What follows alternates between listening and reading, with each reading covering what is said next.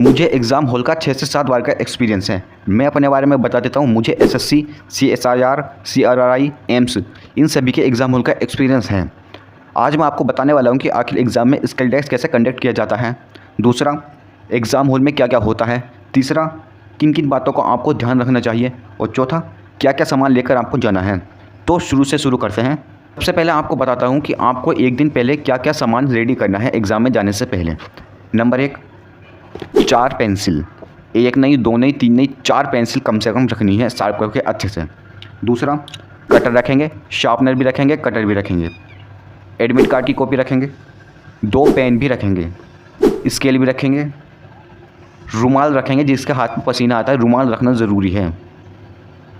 इन चीज़ों को एक बैग में सबमिट करके अच्छे से सुबह के लिए रेडी रख लेंगे एक रात पहले स्किल से। ठीक है। सुबह निकलो, एग्ज़ाम से 1 घंटा पहले एग्ज़ाम सेंटर पहुंच जाओ। वहां जाकर क्या काम करना है, फालतू बात किसी से नहीं करनी। अपना प्लान देखो, किस समय पेपर है, किस समय छुट्टी है, सब लिखा रहता है बाहर है। दूसरा, यदि आपको डिक्टेशन लिखनी हो तो लिख सकते हो एग्ज़ाम से पहले। नहीं लिखनी है तो कोई ज़रूरी नहीं है, कोई 100% नीड नहीं होती। मैं नहीं लिखता था, मैं केवल डायरेक्ट एग्ज़ाम में लिखता है। लेकिन अगर आपको एक डिक्टेशन लिखनी है जिससे आपके हाथ खुल जाए तो आप लिख सकते हो। ये 2 काम आपको करने हैं एग्ज़ाम में 1 घंटा पहले पहुँचने से पहले। ठीक है, आप एग्ज़ाम में पहुँच गए, एंट्री होनी आपकी स्टार्ट हो गई है। जैसे आप एंट्री करोगे तो हो सकता है वो कटर के लिए, पेन के लिए, पेंसिल के लिए मना कर दे, बट आपको समझाना है। मेरे साथ ऐसा 2 बार हुआ है, उन्होंने 2 बार मना किया था। आपको समझाना है कि हमारा शॉर्ट हैंड का स्किल है, ऐसे ऐसे हम पेंसिल से लिखते हैं, वो आपको अलाउड कर देंगे। एडमिट कार्ड देखेंगे, बेल्ट, पर्स, ये सब आपको बाहर ही रखना है, अंदर लेके नहीं जाना है। इन चीज़ों का ध्यान रखना है। एडमिट कार्ड और ये सब सामान लेके जाना है अंदर, पेन, पेंसिल, ये सब। ठीक है। थोड़ी देर बाद आपको आपकी सीट मिल जाएगी। सीट पर आप बैठ जाओगे। यदि आप जल्दी एंट्री कर देते हो तो आपको कम से कम आधे से पौन घंटा ऐसे ही बैठना है सीट पर।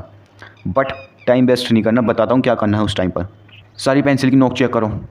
जितनी भी आप 4 पेंसिल लेके गए हो, चारों की पेंसिल को दोबारा शार्प करो, अच्छे से देखो नोक ज़्यादा पतली तो नहीं है, मोटी तो नहीं है, टूट तो नहीं रही, उन सबको चेक करो। दूसरा, रुमाल से टेबल को एकदम क्लीन करो, जहाँ पर आपका सेटअप रखा हुआ है उसे एकदम क्लीन करो। कुर्सी देखो कंफर्टेबल है या नहीं, ये मैं आपको प्रो स्ट्रेटेजी बता रहा हूँ।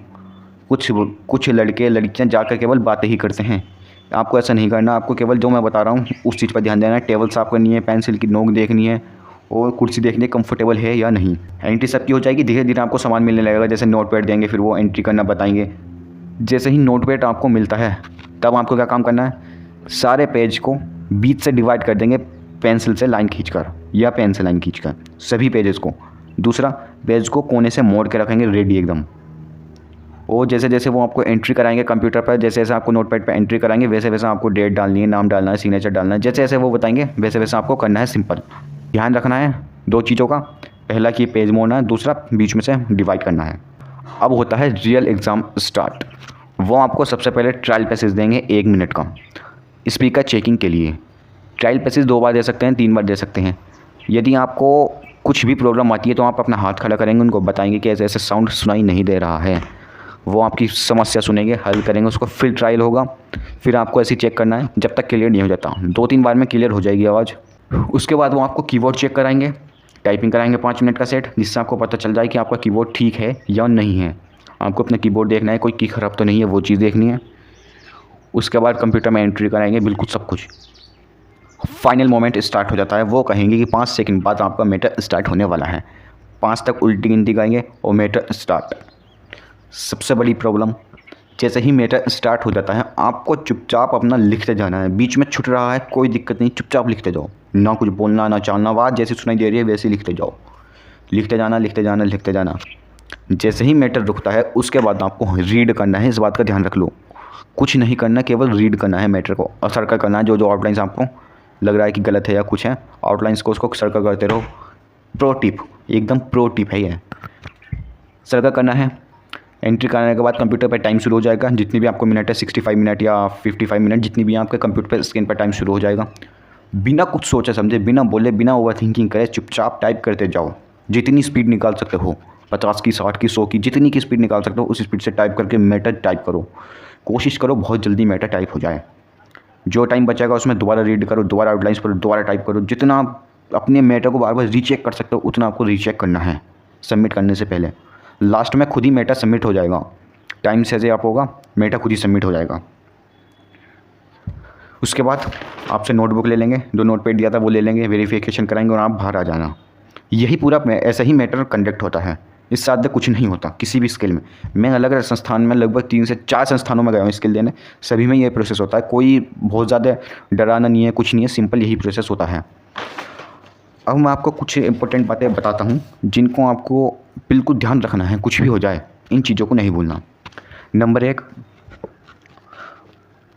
फाइनल पेज जब स्टार्ट होगा, फाइनल डिक्टेशन, उससे पहले आपको अपने हाथों को एकदम क्लीन करना है, चाहे कुछ भी हो जाए। जाओ पानी पीने के बहाने जाओ, हाथ एकदम क्लीन करके आओ, एकदम हैंड वॉश है, साफ़ करके तब बैठो। दूसरा, एक पेंसिल उल्टा हाथ पे, एक पेंसिल सीधा हाथ पे जिससे आप लिखते हो। 2 पेंसिल ऐसी जगह रखो जहाँ से आप एकदम पेंसिल उठा सको। ऐसा ना हो कि ऊपर ठक के रख दी, वहाँ से ना कोई फ़ायदा नहीं है। फिर तो ऐसी जगह रखना जहाँ से आप पेंसिल उठा सकते हो। यदि आपकी नोक टूटती है, कुछ होता है, तो आप पेंसिल ले सकते हो। तीसरा, जैसे ही मैटर ख़त्म होता है तभी एकदम रीडिंग करना स्टार्ट करना है, बिना कुछ सोचे समझे पूरा मैटर रीड कर दो। 10 मिनट का टाइम मिलता है, रिपीट तो पूरे मैटर को 2 बार।